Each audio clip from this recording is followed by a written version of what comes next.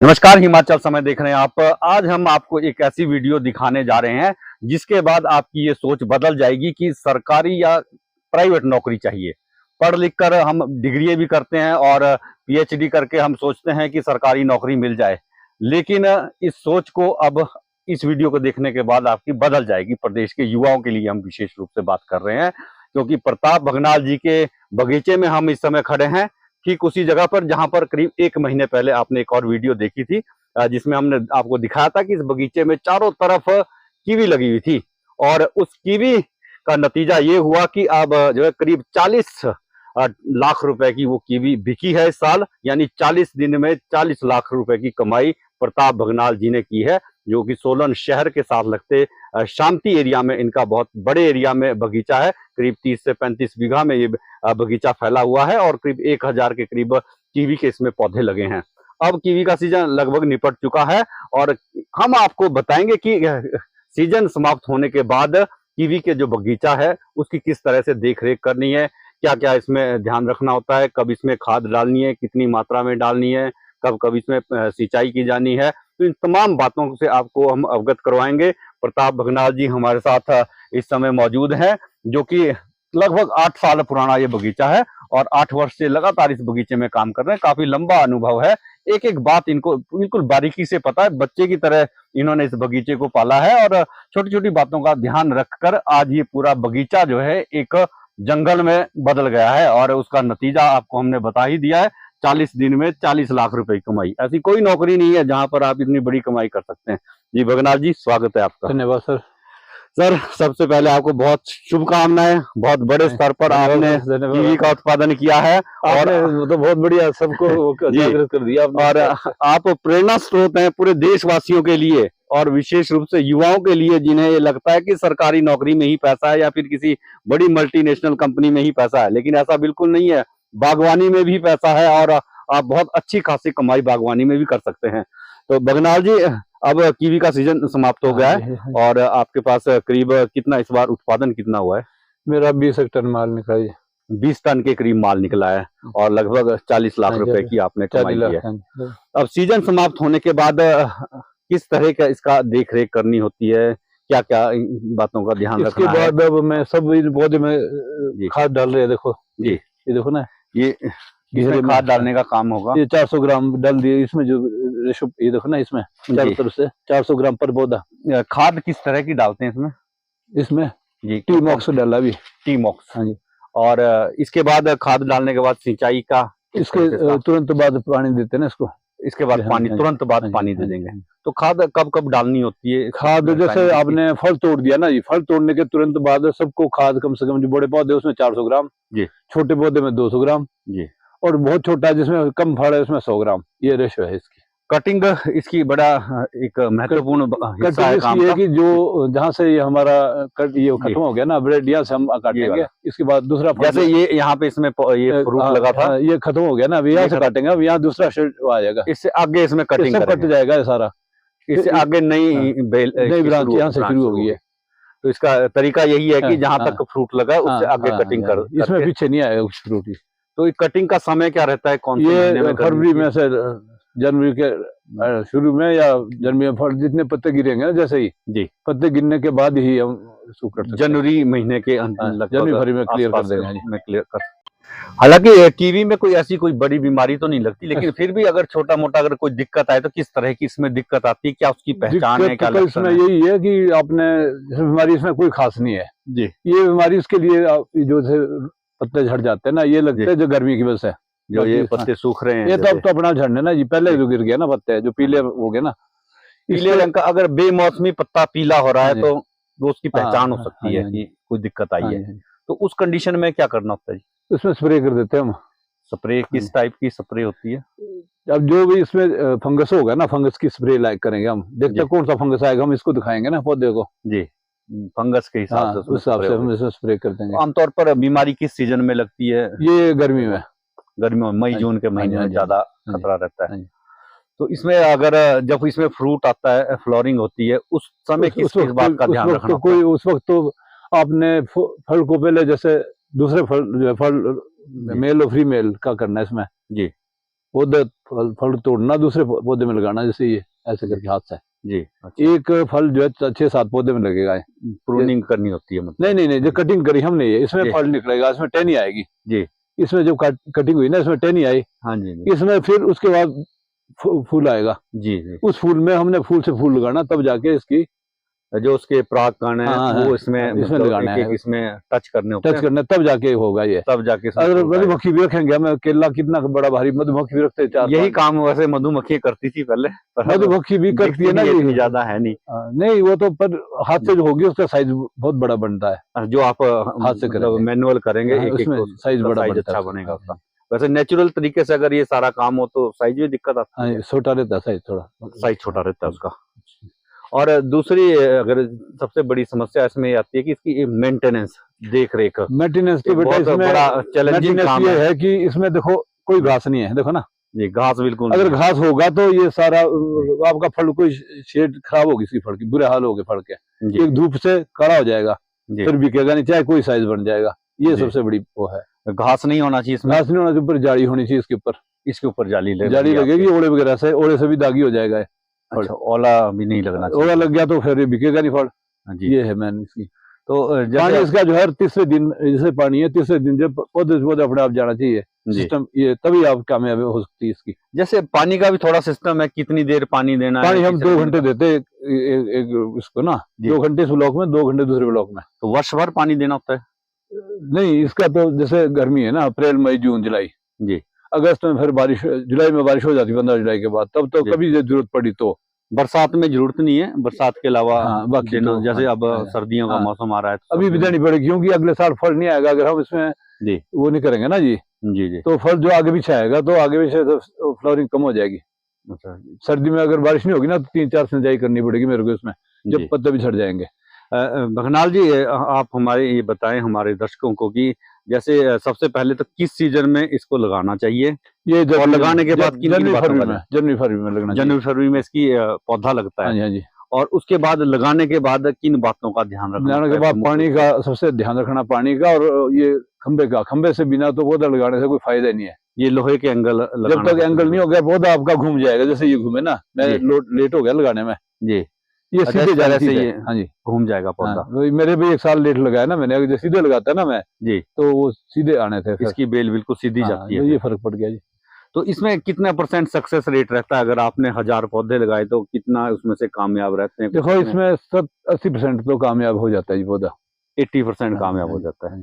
तो अगर कुछ पौधे इसमें मरते भी हैं तो दूसरे लगा देते हैं हम, जैसे मैंने बताया आपको भी। अच्छा, तुरंत बाद उसके बाद दूसरा पौधा लगा दो। देखो ये सामने देखो ना, ये हमने बाद में लगाया तो सीधा गया है, देखो पौधा है सामने, ये सामने जो पौधा, पतला पौधा बाद में लगाया ना मैंने जी, तो सीधा ये चला गया। ये फर्क है इसमें बेटा, जो इसमें जो है हर चीज में फर्क पड़ता है। ये एंगल पहले लगाने, हाँ एंगल के साथ साथ तारे भी साथ उसके ऊपर पौधा जो है, जैसे हम यहाँ, ये मेरा फल है ये, यहाँ से टहनी जाएगी आपकी सीधी, और यहाँ धागे इसमें इसे बांधेंगे हम, ये यहाँ ऊपर इसमें बन जाएगी टहनी, इसमें बांधेंगे, इसमें बांधेंगे जी।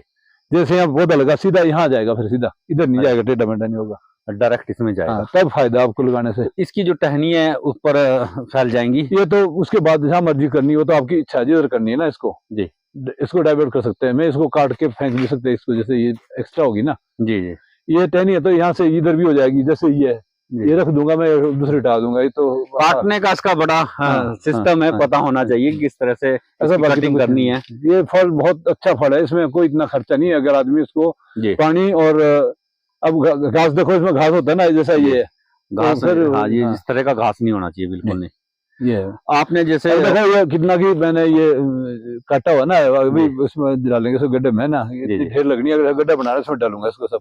अच्छा, ये आपने ड्रिपिंग सिस्टम बड़ा अच्छा लगाया है। देखिए ये पाइप है, ये पानी की पाइप है, और प्रत्येक लगभग ये कह सकते हैं कि 10 से 12 फुट की दूरी पर ये पौधे लगे हैं, और प्रत्येक पौधे के साथ ये अलग अलग ये पाइप इस तरह से पाइप गई है।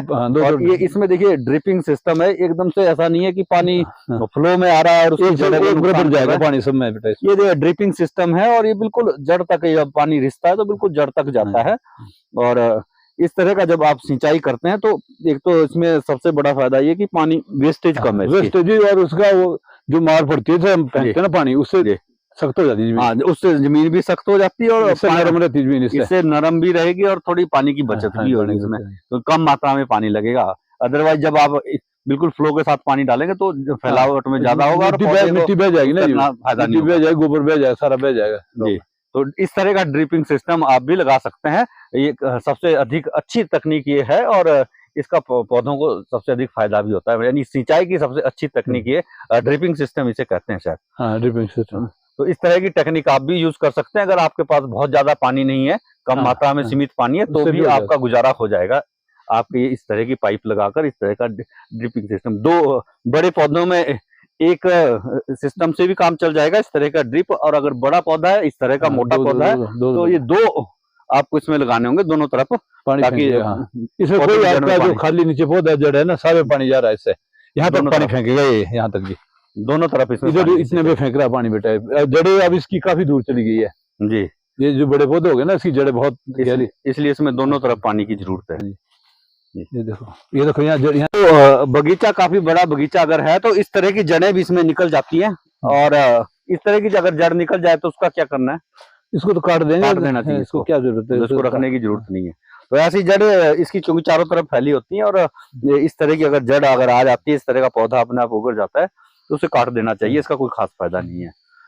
तो इस तरह का पूरा सिस्टम लगाया गया है, सरकार भी इसमें सब्सिडी देती है, और अगर आप इस तरह का बगीचा अगर आप अपने यहाँ लगाना चाहते हैं तो आप बहुत कम इन्वेस्टमेंट में इस तरह का बगीचा डेवलप कर सकते हैं। जैसे कि आपने इस बार 40 लाख रुपए के करीब कमाई की, तो कितना इसमें आपका इन्वेस्ट कितना हुआ, आपकी जो लागत है कितनी बनी? इसमें लागत तो हमारी काफी आई थी, जिसमें आप मतलब इनकम की ओर आगे बढ़ रहे हैं, इन्वेस्टमेंट। बाकी ये जो ये भी क्रेडिट वायर लगी, ये भी सब्सिडी में लगी है।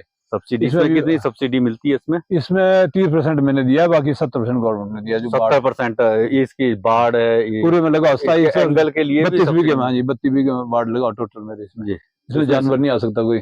70% तक सब्सिडी इसमें मिलती है। अब 70% सब्सिडी काफी होती है, आपको 100 रुपए में से 30 रुपए देने हैं, 70 रुपए सरकार देगी। तो आप अगर इस तरह का बगीचा डेवलप करना चाहते हैं तो गवर्नमेंट में कोई भी आदमी जो है अंदर आ नहीं सकता, फल भी नहीं तोड़ सकता बिना ऐसे जी। ये सोलर फेंसिंग है शायद, सोलर फेंसिंग, इसमें बंदर, जंगली जानवर कोई नहीं, और कोई भी व्यक्ति अगर अंदर घुसना चाहे तो नहीं आ सकता, झटका लगेगा उसके करंट का। तो काफी मतलब मेहनत तो है, लेकिन पैसा भी उतना ही है। अगर आप इस तरह का बगीचा लगाना चाहते हैं तो आप भी डेवलप कर सकते हैं। प्रताप भंगनाल जी भी आपको ज्ञान दे सकते हैं, आप इनको सबको पता है आज की डेट में, अगर आप चाहते हैं तो यहाँ इनके बगीचे में आप विजिट भी कर सकते हैं, क्योंकि ऐसे तो बहुत लोग आ रहे हैं देख रहे, जब से आपने ये किया ना सारे लोग आ रहे देख रहे, तो हम चाह रहे हैं उनको भी ऐसा होना। ये थोड़ा सा ज्ञान होना बहुत जरूरी है। अगर आपको नॉलेज है प्रॉपर, अगर आप तरीके से करेंगे तो निश्चित रूप से उसके परिणाम, अच्छे परिणाम आएंगे। और ये प्लाट में 3 बीघे का जो दिखा रहा हूँ मैं, 3 बीघे, ये पूरा एरिया 3 बीघा, 120 पौधा है इसमें, तो 3 बीघा में लगभग 120 पौधा लग सकता है। यानी आपने 10 मीटर की 12 फुट 12 बाई 15 है, ये कम लगना चाहिए थे, इसमें लगना चाहिए था मेरा कितने गैप, 100 पौधा लगना चाहिए था इसमें, 100 पौधे, 20 पौधा ज्यादा लग गया। तो लगभग ये कह सकते हैं कि 12 से 15 फुट की, नहीं 15 to 12, 15 to 12, 16 foot to 12, 16 by 12 के ऐसे 16 होना चाहिए ना जी, लंबाई में 16, ऐसे को 12 में 12। इधर देखो ना 6 फुट यहाँ को आना था ना, ये 6 फुट है, ये है कम है, ये थोड़ा सा ज्यादा होना चाहिए, 6 मतलब 8 फुट होना चाहिए, आगे जाना था, वहां लगना था ये पौधा। एक लाइन कम होनी थी इसमें, सीधी बात है बेटा, इसमें 9 लाइन है, ये 8 ही रहनी थी, 8 लाइनें होनी चाहिए। तो दूरी का जरूर ध्यान रखें, और दूसरी बात इसकी हाइट थोड़ी ज्यादा रखें, थोड़ा इसकी हाइट कम है, अगर थोड़ी हाइट ज्यादा होगी तो उसमें प्रॉपर हवा घूमेगी और जो पौधे की ग्रोथ है वो अच्छी ग्रोथ होगी। हाइट जरूर थोड़ी सी ज्यादा रखें, लगभग ये हाइट है आपकी 5 फुट, तो लगभग 6 से 7 फुट, 6 फुट हाइट है, तो यानी कि 8 फुट हाइट इसकी रखनी चाहिए। इसकी तो 6 ही रहती है बेटा, ये अच्छा शुरू में 6 फुट का, ये खंबा 8 फुट का है, 2 फुट तो नीचे जमीन में चला जाएगा जी, 6 रहेगा, फिर तोड़ने को भी आसान होता है। ये तो ऊपर वाली चाहिए, ऊपर वाली चाहिए 12-14 फुट ऊपर जी, ऊपर जाली वाली जो तो 14 फुट चाहिए, तब जाके जैसे आप कह रहे हैं कि हवा घूमे तो ऊपर 14 फुट ऊपर वाला, इस जो ऊपर वाला जाली वाला बीच में, मतलब इसका और हाइट पे ये वाला, इससे होगी हाइट, जो ऊपर जाली लगेगी ना उसके ऊपर चढ़ेगी जी, वो 14 फुट हाइट चाहिए सेंटर से, तब जाके ऐसे आएगी नीचे। जैसे हैवर्ड और एलिसन में क्या अंतर क्या है इनमें दोनों में? इसमें पत्तों का, हाँ जी जी, पत्ते इसके चौड़ा होगा, साइज बड़ा होगा जी, इसको टहनी से बिछा सकते हैं, जब बाद में बचा सकते हैं। देखो चौड़े पत्ता बड़ा होगा, ये चौड़े पत्ते हैं इसके, ये हैवर्ड है। हाँ जी हैवर्ड है ये देखो हैवर्ड है सारा है, देखो इधर ये सारा इधर को हैवर्ड दूर से छान सकते हो आप। एलिसन देखो ऊपर को दूसरी तरफ बहुत है एलिसन। ये एलिसन का है, ऊपर देखो ये सामने एलिसन है। थोड़ा पत्ता भी इसका हल्के लाइट कलर का आता है, पतला पत्ता। ये भी एलिसन है देखो यहाँ साथ में। ये हेलिसन है। तो ज्यादा अच्छी वैरायटी कौन सी मानी जाती है? हेलिसन, हैवर्ड। पर इस यहाँ फल पीछे में का। तो ज्यादातर यहाँ कौन सी अच्छी उत्पादन किसका? अभी तक तो एलिसन का ज्यादा हुआ है। इस बार मैं देख रहा हूँ जो इस बार क्या होता है, इस बार मैंने इसकी ये कर रहा हूँ। इसमें एलिसन का ज्यादा उत्पादन है यहाँ, और सक्सेस रेट भी ज्यादा होगा उसका। इस बार लग सकता है मेरा कि यहाँ गर्मी में वो कम होता है। इस साल मैं बता सकता हूँ कि क्या इस साल कम हुआ, 29 पेटी निकली सारी एलिसन की, हैवर्ड की। हैवर्ड है ये देखो, इस मेरे हैवर्ड उपली लाइन में हैवर्ड है। हाँ जी। और 8 पौधे इसमें लगे नीचे, इसमें निशान लगा दिया ना मैंने। स्प्रे अलग होनी। साइज भी हैवर्ड का थोड़ा बड़ा रहता है, 6 दाने आते हैं। एलिसन का छोटा साइज रहता है। हाँ नहीं, एलिसन का बहुत बड़ा होता है हमारे, ऐसा नहीं है जी। अच्छा, हैवर्ड तो बहुत बड़ा है। तो ये तो अब 6 दाने से किलो बन रहा है। अच्छा अच्छा, 150 ग्राम से ऊपर निकल रहा है ये वाला। हाँ जी। तो इस तरह का बगीचा लगाकर आप भी अपनी आर्थिक स्थिति को मजबूत कर सकते हैं। और अगर किसी तरह की आपको हेल्प चाहिए होती है, नौनी यूनिवर्सिटी है, वहां से आप हेल्प ले सकते हैं। बगनाल जी के पास आप आ सकते हैं, और सरकार भी इसमें हेल्प कर सकती है। और विशेष रूप से बेरोजगारों के लिए ये बहुत बड़ा एक, ये कह सकते हैं कि बहुत बड़ा एग्जाम्पल है। और कीवी का उत्पादन करके आप लाखों रुपए की कमाई कर सकते हैं। इस बार रेट बहुत अच्छा मिला है, 300 साढ़े 300 रुपए किलो तक कीवी बिकी है, और अच्छी एक रेट की कीवी है। तो इसी के साथ आपसे इजाजत लेंगे, बहुत जल्द फिर मुलाकात होगी। तब तक के लिए जय हिंद, नमस्कार।